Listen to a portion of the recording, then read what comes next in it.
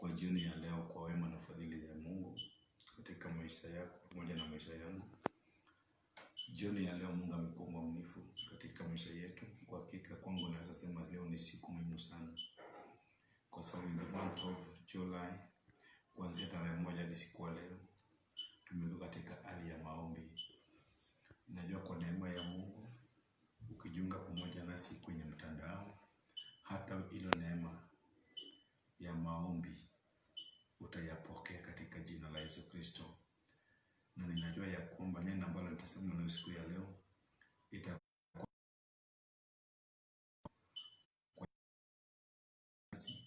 na kuomba usikaa tu hapo ili ukapate kusikia kutoka kwa Mungu. Mungu anasema nini na maisha yako. Kabla ningependa niombe pamoja nawe katika jina la Yesu. Baba, katika jina la Yesu Kristo, Mungu wa Israeli, Mungu wa baraka, Mungu wa upendo, Mungu wa vita, hujawahi kushindwa Jehova. Jioni ya leo nimekuja kwenye mtandao ili nikalete neno lako. Asante sana Jehova kwa wakilisaji wangu wote, wale ambao watakayepokea ili neno. Mungu na wakabidhi katika mkono wako. Jidhihirisha na kutenda mwema katika maisha yao. Ninapoanza, Mungu anza pamoja nami. Ni katika jina la Yesu Kristo naomba na nikiamini. Amen. Ninamshukuru Mungu sana wapendwa, fadhili za Mungu katika maisha yako. Jioni ya leo kuna jumbe ambao Jehova Mungu ametia katika maisha yangu. Vile vile nimewaambia kwamba tuko katika hali ya maombi, na katika mambo ya maombi kuna mambo ambayo lazima tupigane nayo ili sitoke katika maisha yetu, ili tukapate kuona baraka za Mungu, ili tukapate kuona baraka zetu, ili tukapate kufika katika our destiny. Maombi ambayo tumefanya ninataka nikigusia ndani yake kidogo kabla sijafika kwa neno. Wapendwa, maombi ina nguvu na maombi inafanya kazi. Unapoomba Mungu, Mungu atakusikia na Mungu atasema pamoja nawe katika njia zote, kwa sababu yeye ni Mungu. Maombi, tunapoenda kuomba Mungu, hatua ya kwanza, mtu ambaye anataka communicate with God, lazima tukakuwe na wakati nzuri ya kutubu dhambi zetu mbele zake Bwana. Wakati tunatubu dhambi, kutubu dhambi ni njia moja ya kuondoa maovu yote. Wakati tunatubu, tunaondoa maovu, tunaondoa mamlaka zote za Shetani. Kutubu hawezi kufanya Mungu abadilishe mawazo yake. But nataka ujue kitu, nimekuwa nikifundisha hili neno. Every person, wakati Mungu alikuumba tendeka ndani ya tumbo ya mama yako, Mungu tayari alikujua na Mungu alisakupangia yale ambayo ungelifanya. Lakini kwa sababu Shetani ni mtu mbaya, akakuja na uovu. In the book of Genesis, wakati wa Adam and Eve, Shetani alikuja na uovu, ikafanya kila mwanadamu ambaye inasaliwa katika hiki kizazi tunasaliwa katika uovu, ambapo tusipotumu maksudi ya Mungu haitatendeka katika maisha yetu. Kwa hivyo inatupasa tukatubu wakati tunataka kuanza communicate with God. Wakati tunataka kuanza kuomba, inatupasa ili tusamehewe makosa. Baada ya kutubu, ndiyo maksudi ya Jehova itakaifanyika katika maisha yetu. That is why so many people kuna challenges. Mtu anajua ya kwamba akitubu amesamehewa makosa, tayari akitubu, kutubu itafanya afike kwa destiny. No, after repentance in your life, ndiyo kuna vita ambapo utakayepigana nayo. Ndiyo kuna mambo mazito ambayo itakupata. Sio eti ukitubu umepeana msako kwa Bwana sasa kila kitu kitatendeka. No, sasa ndio utaanza fighting ili ukafike kwa destiny yako. Na hapo wakati umeshatubu, ukianza kuomba na kumtafuta Bwana, kusema Jehova, umesanisamea makosa yangu. Sasa siku ya leo Daddy, ninataka nione baraka zangu, ninataka nifike kwa hatima yangu, nataka nifike kwa destiny yangu. Ninakuhakikishia mpendwa, hiyo ndiye njia ambayo utafika nayo kwa mpaka yako. But after repent, kuna vita ambapo lazima tutakaye pigana nayo. But kwa sababu tumeokoka, tunajua tuko na mtu ambaye atakaye tupigana vita katika maisha yetu. Ninataka usome nami katika kitabu cha Deuteronomy, kitabu cha Kumbukumbu la Torati 20 haya yake ndogo 1 hadi 4, ili tukapate kusikia Musa anasema nini hapa, kwa sababu Musa ndiye ameandika hii. Biblia ya Bwana inasema, ukitoka kwenda vitani kupigana na adui zako na kuona farasi na magari na watu wengi kuliko wewe, usiwaogope, kwa kuwa Bwana Mungu wako yu pamoja na wewe, aliyekuwezesha kutoka nchi ya Misri. Glory be to Jesus. Musa ananena na wale ambao wameshatubu. Ninadhani ya kwamba nimeeleza kuhusu kutubu inafanya tunakuwa na connection, inatupatanisha na Mungu. Kwa sababu tusipotubu, dhambi zetu inatutenganisha na Mungu. Na wakati tumetubu, tunapatanishwa na Mungu. Na wakati tuko katika njia ya wokovu, tumesamehewa makosa. Ndio kuna vita ambavyo Shetani alitunyang'anya. Vita ambavyo inafaa tupate. Na hata kama katika hiyo njia, ndio sasa tumeanza spiritual warfare kati yetu na mahadui. Kwa sababu hiyo ndio wakati ambao tunataka kufika kwa baraka zetu. Ndio wakati ambao tunataka kufika kwa our destiny. Na adui anapoona hiyo, anakuja na jeshi lake. Ndio maana Musa akanena, watoto wa Mungu, hata nami leo nanena na wewe, wakati umeandaa, unataka ufike kwa destiny yako, devil can take you to your destiny. Hallelujah. Hakuna mtu ambao Shetani anaweza kufika katika destiny yake. Shetani atakutumia na atakuacha hapo. But wakati unataka kufika kwa destiny yako, lazima uingie katika kiwango kingine. Hallelujah. Ya kupigana na maroho, ya kupigana vita ambao sio vita ya kawaida. Na Biblia ya Bwana inasema hivi, wapendwa, jioni ya leo Biblia ya Bwana inasema hivi, utakapo kwenda vitani kupigana na adui zako na kuona farasi na magari na watu wengi kuliko wewe, usiwaogope, kwa kuwa Bwana na Mungu wako yu pamoja na wewe, aliyekuwezesha kutoka nchi ya Misri. Glory be to Jesus. Wakati umetoka kwenda kupigana vita, utaona maadui. Pengine kiwango ambao huko umejidudisha chini sana. Unasema mimi sitaweza. Unasema mimi mahali penye nimefika, hakuna kitu kizuri atakayetoka katika maisha yangu. Unajidharau. Unasema ya kwamba hakuna kitu kizuri utakayepokea. Ndio maana unaweza ukajidharau. Hata Gideon alijidharau wakati Mungu alimwendea. Akamwambia, wewe ni soja, wewe utatoa wana wa Israeli.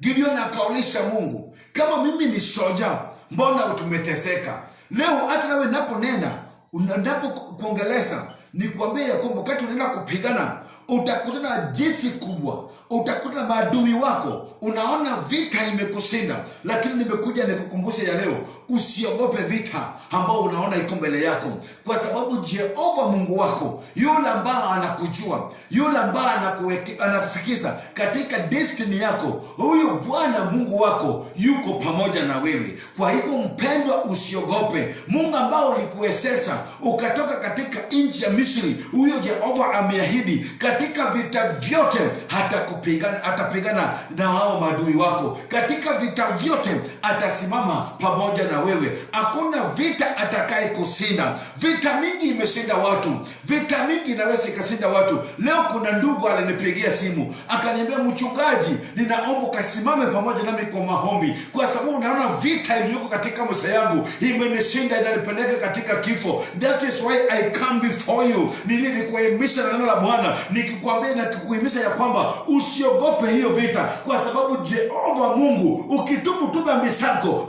Mungu atakupigania vita.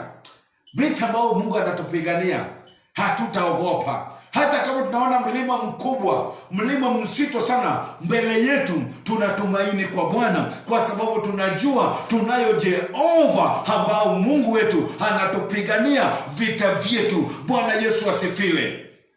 Musa akamwambia wana wa Israeli, msiogope, kwa sababu Jehova Mungu atawapigania vita. Hata nami leo ninakuambia, sisi ambao huko, usiogope, kwa sababu Jehova Mungu atakupigania vita. Hata kama mafarasi ya mahadui wako, hiyo shida imekuwesesa, imekuweka chini, mpaka leo umekosa tumaini, but nimekuja jioni ya leo na neno lake Bwana, nikikuhimiza, nikikwambia ya kwamba Jehova Mungu wa Israeli hako juu ya maisha yako. Usiogope mpendwa, Mungu atakupigania vita. Hakuna vita amewahi kushinda Jehova Mungu wetu. Hakuna vita imewahi kushinda Mungu wa baraka. Hakuna vita ambayo imewahi kushinda Jehova Mungu wetu. Bora tu ujiachilie kwa Bwana. Kuna watu wengine wanatubu. Kutubu ni kuomba msamaha. Haleluya. Kurepent. Haleluya. Kwa mambo ambao mabaya ambao tumelifanya. Lakini kuna watu wengine wanaweza wakatubu, wanaweza wakarepent, wanaweza wakanyenyekea chini zake Bwana, lakini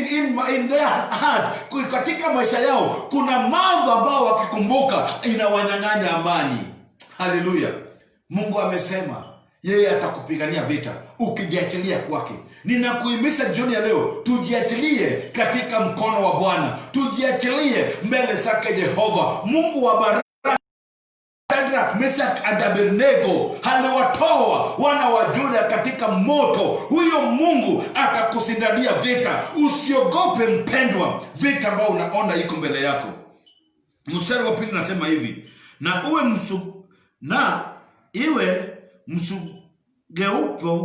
msugepo mpigana nayo kuhani na na iwe msugeopo mapiganani kwa kohani na akaribie na kusema na watu. Wakati munaenda kupigana vita hiyo, kohani atakaribia. Kwa nini kohani atakaribia? Kuna vita, spiritual warfare. Kuna vita za kiroho ambapo wewe mwenyewe uwezi ukapigana pasipo na kohani wako, pasipo na mtumishi wa Mungu. Ndio maana Musa anasema wakati mnaenda kupigana hiyo vita, kohani atakaribia, ataongeleza watu njia ya kushinda hiyo vita, mkiongozwa na mtumishi wa Mungu. Glory be to Jesus. Kila vita ambayo uko nayo, ukiona vita inakushinda, kimbia kwa mtumishi wa Mungu. Atakulekeza kwa njia za kiungu na utashinda vita. Ukiona mambo mzito ambayo imekuja kwa maisha yako, inakukaribia, inakulekeza katika kifo. Hata Yesu Kristo alisema, uchungu ambao ninapitia, mambo ambayo inakuja kwangu, hiki kikombe cha dhiki ambayo inakuja kwangu, inalekeza katika kifo. Lakini akasema mapenzi ya Jehova Mungu yakatendeke katika maisha yangu. Wewe pengine leo huko katika hali ambao umekosa tumaini, umekosa tamaa, unasema vita iliyoko mbele yangu, nani atakayenisaidia? Nimekuja nikukumbushe ya kwamba wakati utakaribia hiyo vita, Mungu amesema mkohani wako atasongea karibu. Mungu atamdirect huyo mtumishi wa Mungu, atakuja karibu na hiyo vita na atakuongeleza njia ya kupigana vita za spiritual warfare. Hatuwezi tukapiga kimwili. Ndio maana tunataka yule ambaye atatuelekeza ili tukasinde hiyo vita. Glory be to Jesus. I'm talking about spiritual warfare. Vita za kiroho hatuwezi tukapiga kimwili. Vita za kiroho tunapiga wakati watumishi wa Mungu wanatuongoza. ndio tutakayeshinda. Watu wengi wameshindwa na vita, wamekosa tumaini. Ndio maana kijana moja leo, huyo ndugu akanipigia simu akaniambia, Pastor, ninaomba uwe pamoja nami, ninaona vita ambayo niko nayo imenishinda. Glory be to Jesus. Nikamwambia ninajua ya kwamba Mungu wa majeshi, Mungu wa Abrahamu, Mungu wa Shadrach, Meshach na Abednego alitoa wana wa Yuda katika moto ambao iliwashwa kwa makali mara 7. Huyu Jehova Mungu atakupigania. Akaniambia, Mungu, mtumishi wa Mungu, vile umenena pamoja nami, nimepata ujasiri, nimeisha ndani ya roho yangu, kuna ujasiri ambao nimepata. Nikamwambia ya kwamba mtumishi wa Mungu akinena atakulekeza. Nikamwambia nenda kwa maombi na Mungu atakusindania. Glory be to God. Spiritual warfare, vita za kiroho hatuwezi bila Mungu. Vita za kiroho hatuwezi bila kohani. Vita za kiroho hatuwezi peke yetu. That is why watu wengi wamekufa, because of spiritual warfare. Hallelujah. Ndio maana unakuta mtu amejinyonga. Ndio maana unakuta mtu ameenda akaanguka kwenye maji. Ndio maana unakuta mtu ameenda kwa barabara akagongwa na gari, kwa sababu vita imemshinda. That is why I came, because that one is a spiritual war. That spiritual war hatuwezi tukashinda pasipo na kohani wa Mungu. Atatolekeza katika mambo yote. Kwa hivyo popote ulipo, kama unapata hiyo jumbe jioni ya leo, mpendwa msikilizaji wangu, ninataka nikuambie, sijajua situation ambao huko, lakini Mungu amenituma kwenye mtandao nikukumbusha ya kwamba usiogope vita hilo ambalo iko mbele yako. Hata kama uko chini, kohani wako Mungu anaileta. Na kama unapokea ujumbe, si Mungu amenileta ili nikuhimiza ya kwamba katika hiyo vita tuna ushindi. Glory be to Jesus.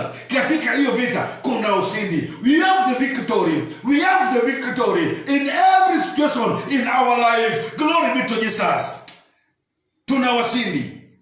That is why Jehova amenituma nikikumbusha ya kwamba unaweza ona mlima wa masito. Kwa wengine pengine kwa hii COVID-19 imefanya maisha yako imerudi chini. Umekata tamaa kimaisha. Unalia ukijiuliza, what can I do upon my life? Ninaona maisha yangu naenda kuangamishwa. Nimekuja nikukumbusha ya kwamba kama kohani wa Mungu, nikukumbusha ya kwamba wewe ambao ni mkilisaji wangu, wewe ambao unasikiliza hilo jumbe, Bwana amenituma kwako. Nilikwambia kwamba hatua ya kwanza usiogope, kwa sababu Mungu atatuma mtu ambaye atakuongeleza. Na Mungu amenituma kwenye mtandao nikuongeleza, nikukumbusha ya kwamba hiyo vita haitakushinda katika jina la Yesu Kristo. Usikate tamaa, kwa sababu Jehova Mungu anakupigania vita. Ndio maana nimekuja kama kohani wako. Pengine uko na mchungaji wako, but in that situation Mungu amenituma kwa ajili ya maisha yako. Unapopokea hilo jumbe jioni, Mungu amenituma katika maisha yako. Usijinyonge, usikate tamaa, usijiue kwa sababu ya situation. Ninataka nikukumbushe Mungu bado yuko. Glory be to Jesus. That is why Musa akaambia wana wa Israeli, mnapotoka mkienda vitani, msiogope faresi, msiogope wao wenye vita, kwa sababu Jehova Mungu aliyewatetea, aliyewatoa katika mkono ya maadui, aliyewaumba katika tumbo ya mama zenu, aliyewajua kabla nyinyi kusaliwa, huyu Jehova anawajua na anawatetea. Glory be to Jesus.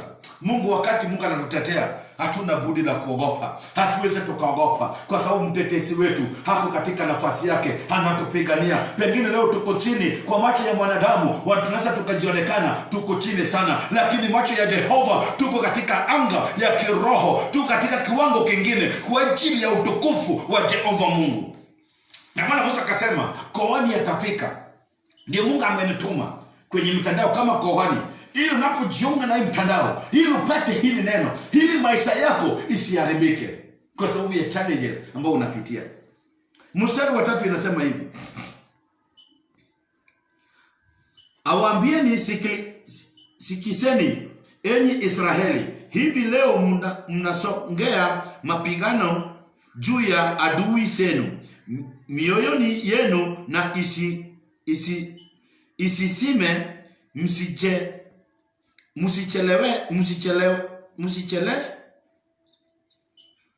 msichewali, msitetemea, wala msiingie na hofu kwa ajili ya hao.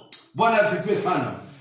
Musa anasema again, anawaambieni, huyu ni mtumishi wa Mungu, kohani ananena, anawaambieni, Sikizeni enyi Israeli, hivi leo mnasongea mapigano juu ya adui zenu mioyoni yenu, na usiseme msichelewe, msitetemeshwe, wala msigeushwe nanyi na muingie na hofu kwa ajili ya wao. Haleluya! Msikuwa na hofu, msikate tamaa, mkatazame mbele katika hiyo vita. Hiyo ni kohani ananena, anawaambia msikate tamaa. Mnapoenda kupigana, msimame imara, mkijua mko na mtetezi. Unajua kuna msemo ambao inasema kwa Biblia, ukikataa kishetani atatoroka. Glory be to Jesus. Na ukimwogopa ataingia kwako. Haleluya. Kwa hivyo wakati uko katika vita, ukakuja kwa mnyonge, sasa mimi nitafanya namna gani? Hii kitu na kuamsha jioni ya leo, hamuka na nguvu. Nimekuja nikukumbushe ya kwamba katika hiyo hali Mungu wako yuko pamoja nawe. Usijinyonge, usijidudute chini, usijiwekelee chini, usikue chini katika hali ya chini. Ninataka nikukumbushe, usikue chini mpendwa, hamuka na nguvu, ukijua ya kwamba Mungu ni mtetezi wako na yuko pamoja na wewe. Ndio maana mkoani akasema, msikue na uoga, msikue na uovu mnapoenda kupigana vita, kwa sababu we have to fight ndio tufike kwa destiny yetu. Pasipo kupigana, ili tupate kile ambacho Mungu alitusudia, makusudi ya Mungu katika maisha yetu, lazima tupigane vita. Hatuwezi tukapokea hatuwezi tukafika kwa hatima yetu, hatuwezi tukanyakua baraka zetu, hatuwezi tukafika kwa kupigana vita. Glory be to Jesus. We have to fight. Na vita yetu sio ya mwili na damu. Vita yetu na ya anga za ufalme wa giza, ambapo Mungu mwenyewe ndiye anajua jinsi ya kutupigana. Ndio maana mtumishi wa Mungu mkoani anapofika, sawa na sauti ya Musa, akamwambia watu msiingie na uovu wakati mnaenda kupigana vita, wakati ambao unataka kitu. Glory be to Jesus. Hallelujah. Wakati ambapo kitu umetamani kwa muda mingi na imewekwa pale kando, na kuna bao ambayo inapigwa, wenye nguvu ndio watakayechukua wa kwanza. Kila mmoja atang'ang'ania kwa ajili ya destiny yake, kila mmoja atang'ang'ania kwa ajili ya mpaka yake, kwa ajili ya hatima yake. Lazima ung'ang'anie hatima yako. You have to fight. Siwezi nikakudanganya ukitubu na ukoke, hakuna vita. Kuna vita ili ufike kwa destiny yako. Na hiyo wakati ambao unapigana, ndio kuna madhabahu, some altars, madhabahu ambapo imekunyang'anya baraka zako, ambapo imekuweka chini. Wakati umetubu na umeinuka, hata nao pia wanainuka kwa kiwango kingine. Wakati wameinuka wote, wanataka kuona hatua yenye unachukua. Usiposimama imara kwa neno lake Jehova na kumtumaini Bwana, watakushinda. That is why tunasema usiwaogope, msiingie na uovu wakati mnaenda kunyakua destiny yako, wakati mnaenda kupokea baraka zenu. Lazima usimame imara kiume ili upokee baraka zako. Glory to Jesus. Hakuna mtu ambaye anaweza kupata kitu kizuri pasipo kugharamikia. Na wakati ya kugharamikia ndio wakati ambao unapigana. Let me tell you one thing. Kwa hiyo hii vita za kiroho, ufalme wa giza wanatoa hata kifaru, wanamwaga hata damu kwa ajili ya maisha yao, kwa ajili ya maisha yako, ili uangamizwe. Glory be to Jesus. Adui wako amekubali, akiona unataka kuendelea vizuri, atoe hata mbuzi, hata kondoo, hata dume, ili aende nayo kwa mganga, watoe kama dhabihu ya kumaliza ndoto yako. Glory be to Jesus. Hiyo kitu hauwezi ukaenda kwa raha, huwezi ukaenda na amani. You have to come up victory. Hallelujah. Because you know what you want. You want to reach your destiny. Ili ufike kwa destiny yako, there is spiritual warfare, ambapo lazima upigane. Na kitu ambapo inanifurahisha, vita vyetu vyote, haleluya, tumeahidiwa ya kwamba Mungu mwenyewe ndiye atatupigania. Sasa haijalishi walifanya kifaru aina gani, walitoa dhabihu aina gani juu ya maisha yako. Kile ambacho ninajua, unaposimama imara katika neno la Bwana, Jehova Mungu alitoa sacrifice pale Kalvari. Mungu tayari alitoa sacrifice kwa ajili ya maisha yako. Mungu alizatoa dhabihu ambao ni Yesu Kristo mwana wa Mungu kwa ajili ya changamoto ambayo unapitia. Kwa nini unataka kujinyonga? Na tayari gharama zako zote, shida zako zote tulisamehewa kwa msalaba. Kwa pale kwa msalaba Mungu alitoa dhabihu, alitoa sacrifice kwa ajili yako. Though wafalme wa giza ndio leo wanatoa dhabihu, wakiona unalelewa vizuri wanatoa dhabihu ya kukumaliza. But I came to tell you, hili ni kukumbusha ya kwamba vita yako ni wewe kusimama, kwa sababu gharama yako tayari Jehova alisalipa pale Kalvari. Alitoa mwanawe wa kipekee kama dhabihu ya kuteketezwa. Biblia Bwana nasema damu yake ambayo ilimwagika pale Kalvari bado iko mbichi. Ni wewe kuchukua hatua ya kugusa hilo damu, na wakati ambapo utakayegusa hilo damu, hiyo damu wewe ukaenda na uoga, unaenda na ujasiri, kwa sababu unajua kile ambacho unataka. Blood of Jesus Christ ilitoka kwa ajili yako. Glory be to Jesus. Vita vyetu si ya mwili na damu. Wakati mfalme wa giza wanaomwabudu Shetani, hata waganga, glory be to Jesus, hata waganga wote, haleluya, wanatoa dhabihu ili wakapate kufanya uganga juu ya mtu, ili wakapate kumaliza mtu. So kuna vita zingine pia ambapo nikinena juu yake jioni ya leo, you have to give an sacrifice, haleluya, ya kuimaliza. So ndio maana Mungu akanena na Gideon, akamwambia Gideon, sikiliza, uweze ukajengea Mungu madhabahu juu ya madhabahu. Kuna madhabahu ya mababu ambapo lazima uifunje. Wakati Gideon alisikia hivyo, akajitazama akasema, what can I do to destroy the altar of my madhabahu zote za mababu zangu? Akasema lazima nitoe sacrifice. Ndio maana akatoa. Though Yesu Kristo alisatolewa kwa ajili ya that is why umepata kibali ya kunena Mungu. Umepata kibali Mungu akupigania wewe vita, kwa sababu umeshaokoka. Hiyo ndio ya kwanza ambayo Yesu alitoa. But ili sasa nawe pia ufike kwa destiny yako na uchawi ambapo walitoa dhabihu, wengine walitoa dume. Wewe unataka uombewe na hiyo jambo yese? No. Hawa Mungu haifanyi kazi hivyo.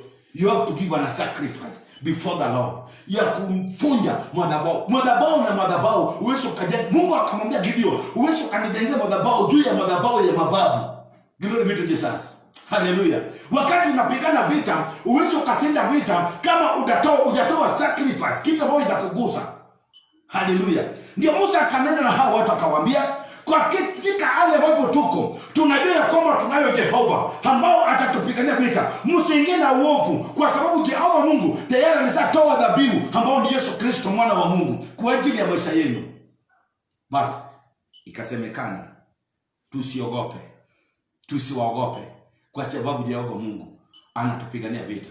Unajua mambo ya uganga na wachawi na devil worshiper na Illuminati wanatoa dhabihu, wanatoa sacrifice, mambo mangumu ambayo inatendeka katika maisha ya watu, ambapo wanakuja kunyakua ufalme. Hata katika mji wa Kisumu wanatoa dhabihu zao, wakifunja na wakikata, wanamwaga damu kwa ajili ya destiny ya Kisumu. Wanataka kunyakua baraka zote za Kisumu, na ninamshukuru Mungu kwa sababu hata nasi tumepatikana dhabihu ambao ni Yesu Kristo. Siku ya leo tukitaka kujenga madhabahu ya Yesu Kristo, lazima tutoe yetu ya kufunja ile madhabahu ya mababu ambao wamepanda, kwa sababu madhabahu yao imeshatolewa. Madhabahu ambao ni Yesu Kristo pia imeshatolewa. Ili tupenye, we have to give ours. I don't know if somebody understand what I'm teaching. I'm teaching about spiritual warfare. Vita za kiroho. Vita za kiroho hii hatuwezi tukaenda tukiwa wanyonge. Tunaenda na ujasiri, na ushindi, na uwezo, na mamlaka. Verse 1 katika hiyo kitabu inasema hivi, utakapo kwenda vitani kupigana na maadui zako. Hebu sikiliza, unapoenda kupigana na maadui, yani wale ambao hawakutaki wema, wakiona ukiinuka wanakurudisha chini, wakiona baraka zako zikikuja wanachukua hapa angali. Huyo mtu sio mtu wa kucheza nayo. Hiyo ni mtu ambao ukiamua kuenda kunyakua baraka zako kwa sababu amekukataza kufika kwa destiny yako, you have to come as a soldier. Hallelujah. Hili ukapigane na yeye. Ni adui. Unaweza toka unaenda kupigana adui na akikutangulia atakuachia methali, atakumaliza. Lazima ujiandae. Hallelujah. Niko na baba yangu hapa anaitwa Amos. kutoka sehemu za Kuria. Huyu ndugu yangu anajua sana mambo ya msali. Ananiambia siku moja wakati wesi walikuja kuiba mang'ombe sawa, wanarusa msale. Ambiwa, Joshua usiogope, nitakuwa pamoja na wewe katika vita vyote. Hata mimi ninakwambia, unapoenda kunyakua, hebu sikiliza, unapotoka kwenda vita ni kupigana na adui zako na magari na watu wengi kuliko wewe, usiweogope, kwa kuwa Bwana Mungu wako yu pamoja na wewe. Glory be to Jesus. Usiogope kwa sababu Bwana Mungu wako yuko pamoja. Na nataka upate hii jumbe. Unaenda kupigana sio na rafiki yako, sio na ndugu yako, sio na mama yako. You are enemy. Adui yako mkubwa ambao ni Shetani amenyakua baraka zako. Na you want to get your destiny. Unataka kuchukua baraka zako kutoka kwa mkono wake. Haleluya. Biblia tunasema hali venye nasema kwa Biblia, hakuna vile unaweza kuingia kwa nyumba ya mwenye nguvu na uchukue tu kitu hapo kabla hujamfunga. Lazima umfunge, ndio utapata nafasi ya kuchukua kitu yake. Haleluya. Shetani amekunyang'anya destiny yako. Shetani amekunyang'anya amani. Shetani amekunyang'anya mpaka yako. Leo wewe ni mtu ambaye umekuwa mtu mkubwa sana, lakini kwa sababu ya Shetani you are down, hata hujulikana. Ambapo kama sio kasi Shetani, leo ungekuwa mtu mkubwa sana in the nation. Na ndio Shetani amekuona unataka kuenda kuchukua hiyo baraka zako. Sio kitu ya rahisi. Kama walitoa dhabihu, we have to give ours. Yetu tukitoa ni ya kufunja yao na yetu inabaki kisimama. Glory be to Jesus. Ndio kitu ambacho Gideon alifanya. Alienda akafunja madhabahu ya mababu. Hata Gideon alifanya usiku, alisema hii sitafanya mchana, kwa sababu ni ngome zingine ya kutoka katika ukoo ambao unatoka. Kuna ngoma zingine ambao tukifunja tunaweza kufunja na maombi na kufunga. Vile sasa niko katika prayer and fasting. Hiyo ndio njia ambayo tunaweza tukafunja nao ngome zingine katika maisha yako. Ukijiunga pamoja nami, ukijitoa kama dhabihu mbele zake Bwana kusema, hizi ngome zote ambazo zimeishuia baraka zangu ninaenda kuifunja katika. Ndio Gideon akatoka akasema, hizi ngome, hii madhabahu sitafunja mchana, ninaenda usiku. Hata mchana wakati wenye ngome waliamuka, wakasema nani alimfunja hizi madhabahu? Baba yake Gideon akasema, Gideon huyu kijana ndiye alimefunja. Haleluya. Na Asuri alifunja na akajenga madhabahu mapya ambao ni Yesu Kristo. Glory be to Jesus. Wakati umefunja hii madhabahu, utafika kwa destiny yako. Utakuwa na mamlaka na uwezo ya kujenga madhabahu. Utaenda kupigana na marafiki wako adui, ambapo kama utamaliza ni yeye ndiye atakukumaliza. Glory be to Jesus. Haleluya. Ukienda kupigana vita na adui, haleluya. Let me ask you my brother Amos here. Pastor, ukienda kupigana adui yako, kabla kumfikia lazima ujiandae, si ndio? Usipojiandaa nini kitatendeka? Atakumaliza. Hiyo ndio vita ambayo ninayo juu yake jioni ya leo. Spiritual warfare, mambo za kiroho, vita ambayo inakunyang'anya amani. Ukikaa katika nyumba ukikumbuka, unakosa tumaini, unakosa amani. Hiyo ni vitu ambayo tunachukua kwa nguvu tukitafuta uso wa Bwana. It's a spiritual warfare. Glory be to Jesus. Katika kisumu ya maombi nilikuwa naombea magano sote, madhabahu sote ya boma letu mahali penye nilisaliwa. Nikaanza kutaja kila moja na jina, nikaanza kutaja wa ndugu zangu sote kwa majina, nikaanza kutaja wazazi wangu wote kwa majina, nikaanza kutaja jina la mke wangu na watoto wangu wote kwa majina, nikifunja madhabahu sote za mababu, nikifunja madhabahu sote za umaskini, nikifunja madhabahu sote za umaskini, nikifunja madhabahu sote za laana, madhabahu sote za ufukara katika maisha yetu. Nasema Jehova, in our family tumeteseka ya kutosha. Madhabahu yote ambayo ilisimama, Baba, ninalifunja, ninayaribu katika jina la Yesu Kristo. Baada ya kufanya hivyo, nikakuja nikatafuta mtumishi wa Mungu, nikatuma sadaka. Glory be to Jesus. Ninajua nimefunja hii madhabahu yote. Madhabahu wewe ukafunja pasipo na sadaka. Wewe ukafunja pasipo, kwa sababu ni maadui. Wengine walimwaga damu kwa ajili ya maisha, because of your destiny.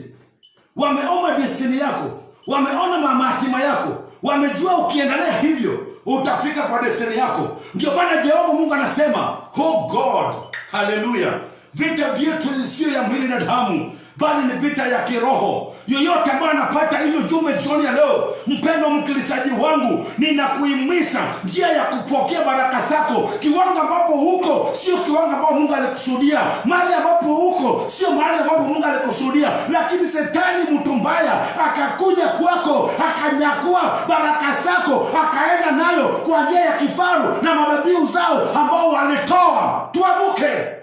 Haleluya. Tuamuke wapendwa, tukatoe dhabihu mbele zake Bwana ya kuiteketeza before the Lord.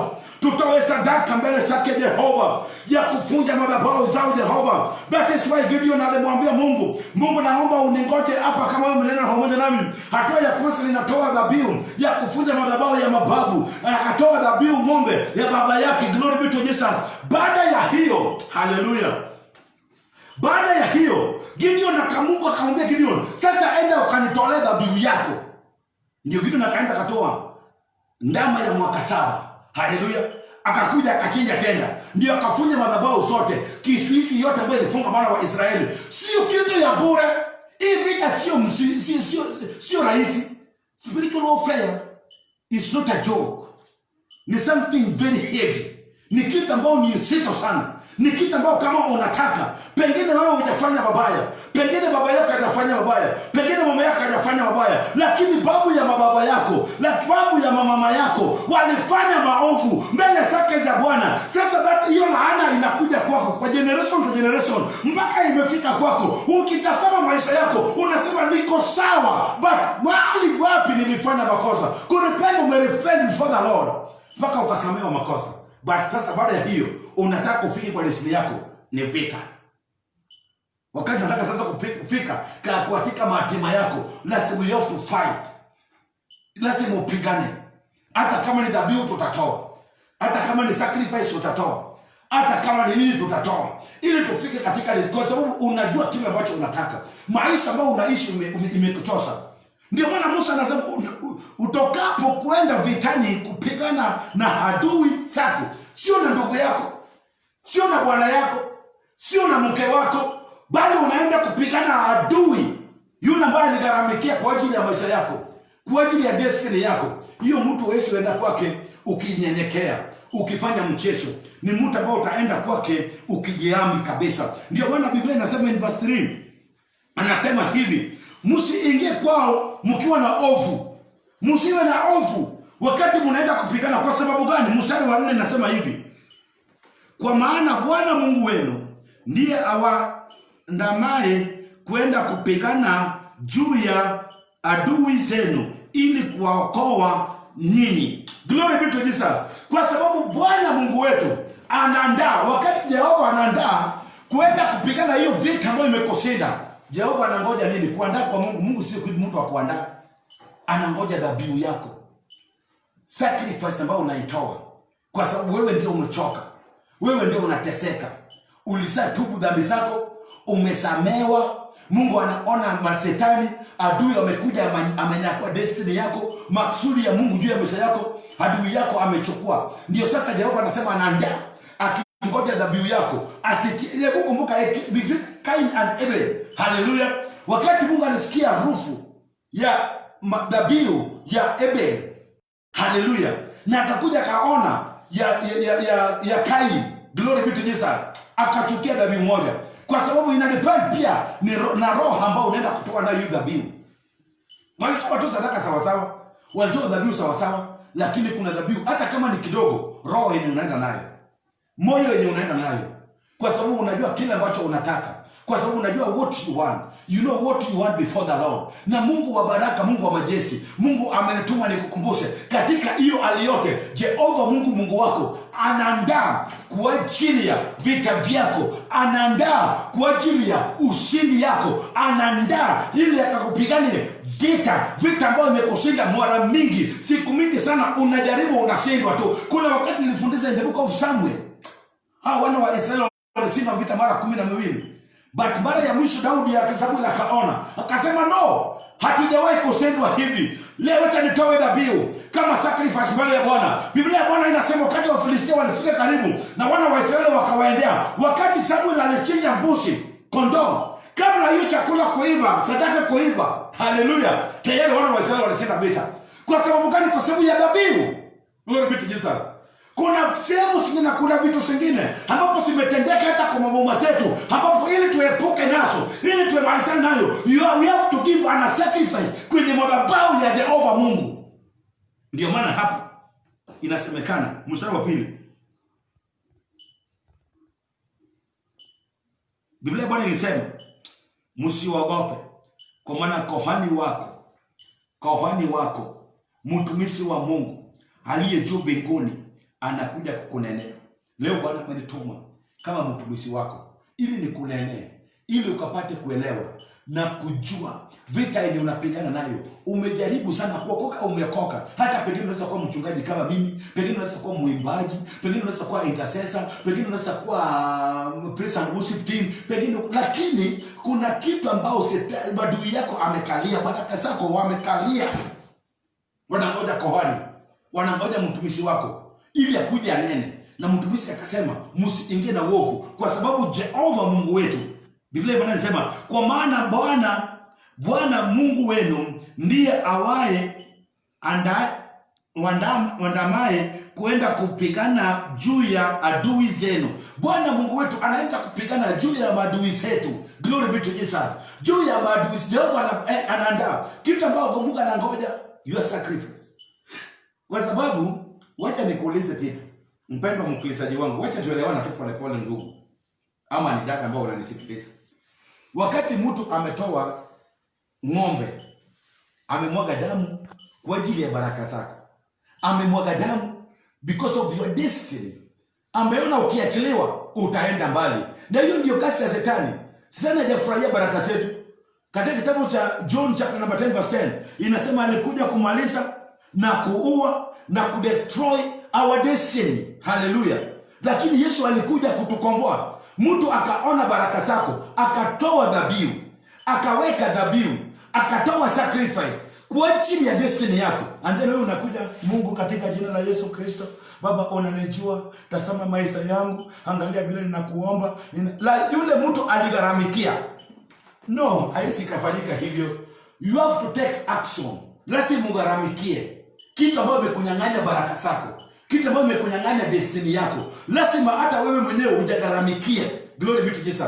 Ili ufike kwa hatima yako, ili upokee baraka zako, you have to give a sacrifice nzito, ile ambayo itamgusa Jehova Bwana. Mungu anapoona hivi hata wakanyaga. In the book of Isaiah chapter number 45 verse 2 inasema, nitakutangulia mbele yako Mungu, mimi Mungu nitayayusha kila mlima yote ambayo imekuzuia kufika kwa baraka yako. Nitafungua milango yote ambayo Shetani amefunga juu ya maisha yako. Jioni ya leo mpendwa mkilizaji wangu, popote ulipo, unaweza sema, Bwana ukanishike mikono, ukaniongoze, tangulia mbele yangu, yayusha mlima yote, toa mababu zote, kila milango yote ambayo Shetani amefunga ukayafungue katika jina la Yesu Kristo. Hata nami kama mtumishi wa Mungu ninakutabiria mlango yote, mamlango yote ambayo Shetani amefunga mbele yako mpendwa mkilizaji wangu, wa Kristo wenzangu, kanisa la taifa la Kenya, kanisa la Kenya, kila mamlango ambayo Shetani amefunga, hata saa hii hatuwezi tukapata nafasi ya kuenda kuabudu Mungu wetu kama tumepewa nafasi, tumepewa na masharti, tumepewa na sheria. Kenya leo, jioni ya leo, Bwana amenena nami, amesema ya kwamba hatatufikisha katika destiny yetu, katika baraka zetu, katika mpaka yetu. Tunaponyenyekea, hakuna mlango atakayebaki ikiwa imefungwa. Jehova Mungu amesema hivyo. In the book of Isaiah chapter 45 verse 2 and 3 Mungu anasema hakuna mlango atakayebaki kifungwa. Baraka zako zote, mlango ambao imefungwa inamaanisha kuna kitu ndani. Baraka zako imefichwa. Shetani alitoa dhabihu akaficha baraka zako. Hiyo kitu kama unataka mpendwa, hauwezi ukaenda bure. Unaenda na dhabihu, you give a sacrifice before the Lord. Nasema, Mungu, ninajua hii vita sio yangu. I'm talking about spiritual warfare. Vita za kiroho. Vita za kiroho. Hii vita ya kiroho imeshinda watu wengi. Hata ndoa wengi imesambaratika kwa sababu ya spiritual warfare. Vita za kiroho imefanya watu wamefanya harusi leo na kesho wameia harusi imeharibika. Hiyo ni vita ya kiroho. Watu wamegrown up pamoja, wakipendana, wakiwa watu wakubwa, wamesambaratika, wamekosana kabisa. Hiyo ni vita ya kiroho. Vita ya kiroho imefanya mtu ambao ameweza kuwa mtu mkubwa kwa taifa leo, hizo spiritual warfare ambayo iko ndani yake, devil, mpango ya Shetani katika maisha yake imempeleka anafanya ukahaba. Wewe ukatoka rahisi. Na I want you to know, Mungu anakujua. Anajua mpango ambao uko nayo juu ya maisha. Katika kitabu cha Jeremiah chapter number 29 mstari wake wa 11 anasema, mimi Mungu ninajua mpangilio mwema ambao niko nayo juu ya maisha yako, sio evil mind, bali ni ya kukubariki, ya kukufikisha katika matima yako, ya kukufikisha katika destiny yako. Oh my God. Na huyu Jeremiah ambao Mungu anena pamoja naye, Jeremiah, ninataka ujue kabla wewe kusaliwa nilikuchagua nikakuweka ya kwamba utakuwa mtumishi, utakuwa nabii ya mataifa yangu. Na in verse 10 anamwambia Jeremiah, kutoka leo Jeremiah ninakupa uwezo na mamlaka. Ukianza kwa verse 9 inasemekana hivi, ninakupa naweka neno langu katika kinywa chako. Spiritual warfare hatuwezi tukaenda na nyundo na soka, tunaenda na neno kutoka katika kinywa yetu. Ndio maana Mungu anena Jeremiah, anamwambia Jeremiah, kutoka leo nimeweka neno langu katika kinywa chako. Neno lako neno lote ambalo utakalesema itakuwa na nguvu ya kubomoa na kujenga. Neno lote ambalo utakuwa unasema itakuwa inajenga na itakuwa inabomoa. Kutoka leo ninakujua, nimekuchagua. Oh Jeremiah, mimi ndio nimekujua. Wewe ambao unanena pamoja nawe, wewe ndio Jeremiah. Ninataka kuweka hii, wewe ndio Jeremiah ambao Mungu anasema na yeye ya kwamba nimeweka neno langu katika kinywa chako. Nimeweka neno langu ambao ni baraka zako, destiny yako itatokana na matamko ya neno lako. Kamwambia chochote utakayesema, oh hallelujah, glory be to Jesus, itakuwa na nguvu juu ya vyote. Kila kitu ambacho utakayesema itakuwa na nguvu. That is why wengine wanajua, because of spiritual warfare. Hallelujah. Msichana mrembo sana, maroho za kwao zimeinuka juu ya maisha yao. Maroho za kwao zimeinuka mpaka watu wa rika yake wanaenda wanaoleka, mpaka wengine yeye mwenyewe wakiangalia, wakitazama maisha yao, wanasema hata Uma ameoleka, hata Tino ameoleka, hata huyo jambo ameoleka. Akitazama maisha yake ya kiinje, anaona yeye ni mrembo kwa uliko. Glory be to Jesus. Nini inatendeka? Kuna vita za kiroho, spiritual warfare, mambo ya mababu, dhabihu ambayo imetolewa. Wakasema wewe hata kama utagrow au utaoleka, walikasako wataenda, wewe utabaki tu. That is why nimekuja na hili ujumbe, nikukumbushe hili neno, nikuambie mkilizaji wangu, Mungu anakujua.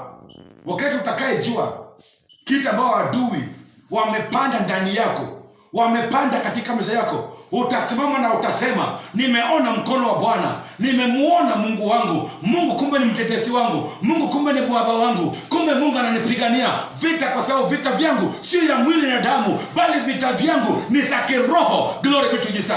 I'm talking about spiritual warfare.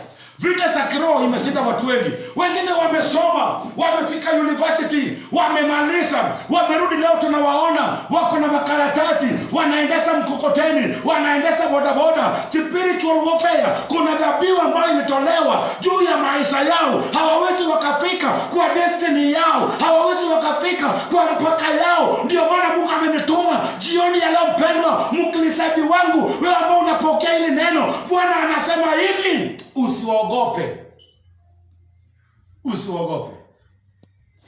Vile Bwana yamesema, sio tu unapigana na maadui wako na marafiki wako, bali ni mahadui. I want to pray with you. I want to pray with you.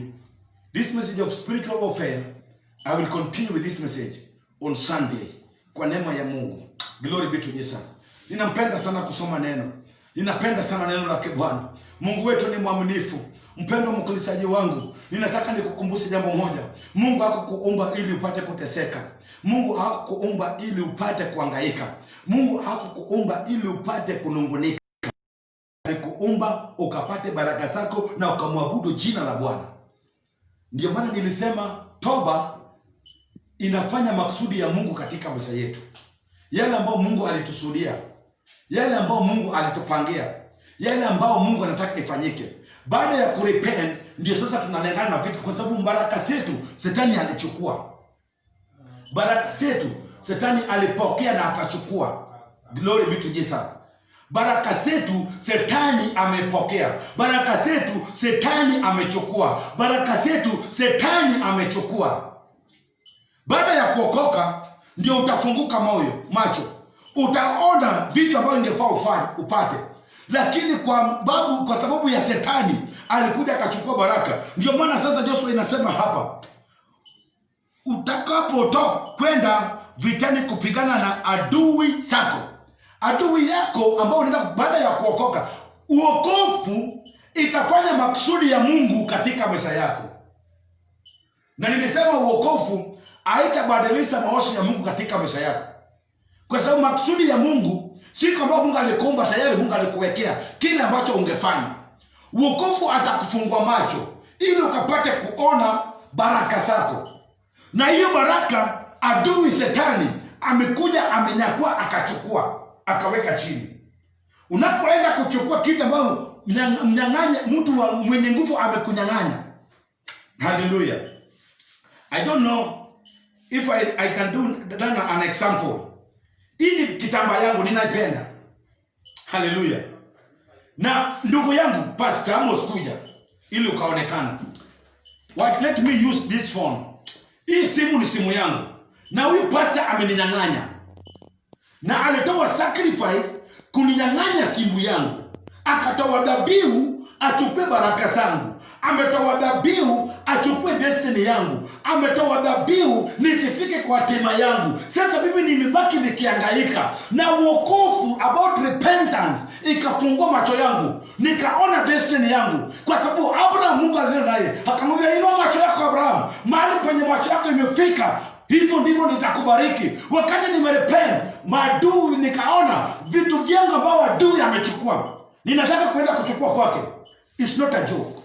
I'm talking about spiritual warfare.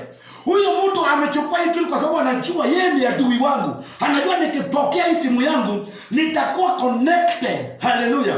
Nitafika kwa baraka zangu. Nitafika kwa hatima yangu. Sasa amenikataza, anachukua sita. Na yeye alitoa dume ya miaka 7 au dume ya miaka 14. Akatoa pamoja na mbuzi na kondoo, akachinja, akamwaga damu juu ya maisha yangu. Na mimi naenda kunikipeta magoti na sasa, Mungu nisaidie, nimeokoka sasa baba. Na utajua mambo ya mababu zako, yale ambao walifanya. Pengine babu yako ilikuwa mganga msugu ambapo anaua watu katika mataifa. Hiyo kisasi imekuja mpaka kwako. Wewe umeokoka, unafanya vyema, lakini unaona mambo yako haifanyiki sawa sawa. Ukijaribu unagonga ukuta. Huwezi ukapenya. Glory be to Jesus. Ndio maana hatuwezi tukafunja hiyo madhabahu pasipo kutoa dhabihu. Hallelujah. Wakati wana wa Israeli walitoa dhabihu, Samuel alitoa dhabihu. Wakati wana wa Israeli walikuwa wanapigana vita. Glory be to Jesus. Hiyo dhabihu peke yake ilifanya wana wa Israeli wakashinda vita ambayo iliwashinda mara 12. Hii neno imenigusa nafsi yangu. I know if you are there, pengine kwa njia moja ama njia nyingine, hii neno imekugusa. Nasema pastor, ninataka nifike kwa destiny yangu. I want to reach my destiny. Nimechoka na maisha hili. Hii maisha imenichokesha. Maadui walikuja. Pastor, nimesoma sina kazi. Adui akanyakua kazi yangu. Nafasi yangu mahali penye ningekuwa bank manager, kuna mtu mwingine amekalia. Kuna watu wengine wanafanya uganga ili watoto wao wafanye kazi. Wanafanya kazi kwa nafasi yako. Leo walitoa dhabihu, ndio nafasi yako ambayo ungefanya kazi leo mtoto wake anafanya. So unapomtolea Bwana wewe pia, ndio maana Mungu akamwambia Gideon, toa dhabihu, uweze ukajenga madhabahu juu ya madhabahu nyingine. Ukatoa dhabihu ndio utanijenga madhabahu yangu. Hallelujah. So unapotoa wewe pia sacrifice na uende mbele za Mungu na hiyo dhabihu, Mungu atakupea position yako katika jina la Yesu Kristo. Mungu atakufikisha kwa destiny yako katika jina la Yesu Kristo. Mungu atakufikisha kwa mpaka yako katika jina la Yesu Kristo, unapojitolea mbele zake Bwana na kutoa dhabihu mbele zake Jehova, kwa sababu hakuna kitu ambacho mwenye nguvu amechukua uweze ukaenda kwa pale na uchukue. Lakini Biblia imesema wakati mnajiandaa kuenda kupigana maadui, yani ni adui yule ambao akikutangulia na kumaliza. That is why walikutangulia kwa nafasi yako, wengine wanafanya nafasi ambayo ungekuwa nayo umemaliza, uko chini, hauna kitu la kufanya. Pengine hata leo kazi yako imeharibika, na pengine baba yako alitoa sacrifice, pengine baba yako akakufa baada ya kutoa hiyo dhabihu. Sasa hii mambo ya COVID-19 imefanya hiyo kazi hakuna. Ulipata simu, ukapata barua, umesimamishwa kazi. Child of God, ninataka nikwambie, repent your sin, ukatubu kwa ajili hata babu zako pamoja na wasasi wako, and then ulete sadaka mbele zake za Bwana kama dhabihu, na utaona kasi yako ikirudi. I want to pray with you. Kwa neema ya Mungu tutaendelea na hiyo jumbe on Sunday. Don't miss. Itakuwa ni ya baraka, because I feel a lot of anointing katika maisha yangu. Hata leo kama wewe ni mgonjwa, I want to pray with you, kwa sababu ninaishi upako wa kipekee, neema ya Bwana, nguvu zake Jehova ikiwa juu ya maisha yangu. Ninapokuombea leo, ninaamini ya kwamba utapona. Na before ni kuombea, nataka ukarudi ili ombi nyuma yangu kama hujaokoka. Sema, Bwana Yesu, mimi ni mwenye dhambi, naomba ukanisamehe makosa yangu. Futa jina langu katika kitabu cha jina langu katika kitabu cha uzima. Asante sana Yesu kwa kuniokoa. Kutoka leo nitakutumikia. Kutoka leo nitafanya kazi yako. Ni katika jina la Yesu Kristo nimeokoka na nikiamini. Amen. Let me pray with you. Baba, katika jina la Mungu, ninakupenda. Daddy, ninakuabudu.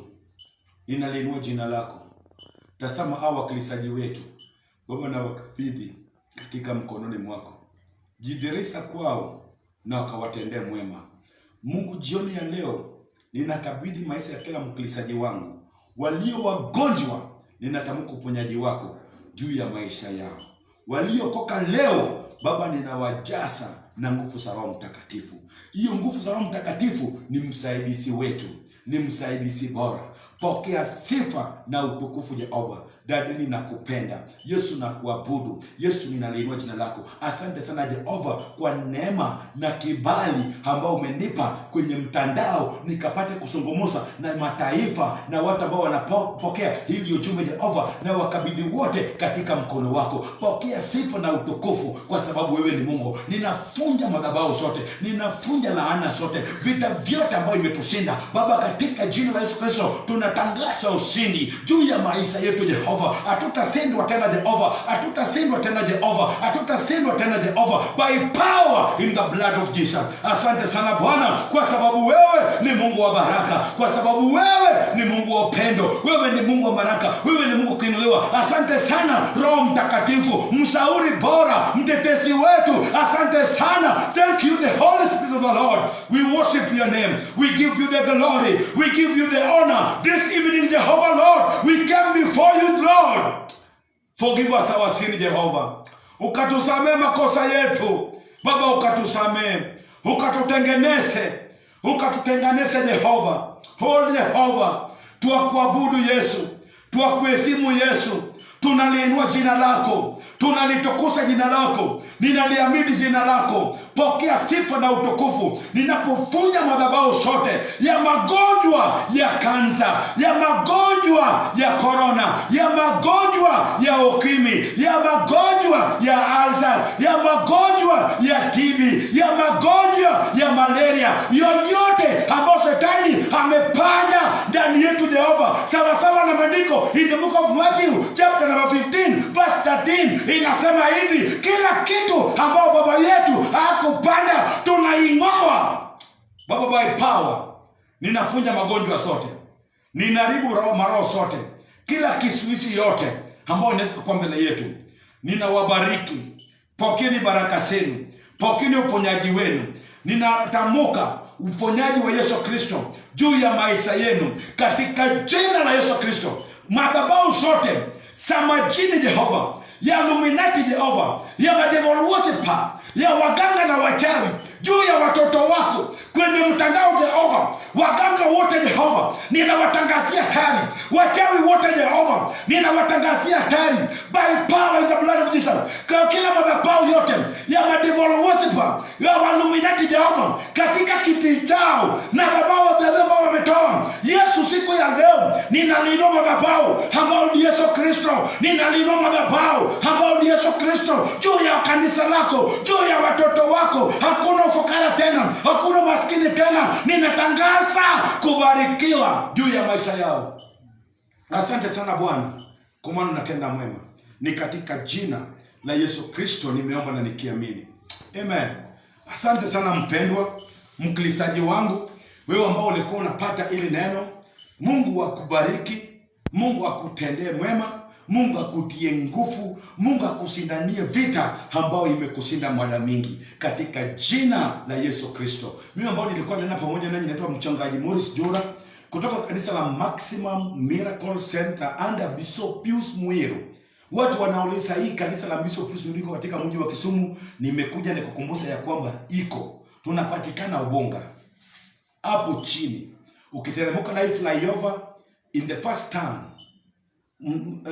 branch ya kwanza, ukimaliza hii flyover ya Kondele, the first turn on your right, ukitana hapo utapita bump ya kwanza na ya pili. Tunaweka tent on your right side. Kuja tusiriki pamoja na wewe.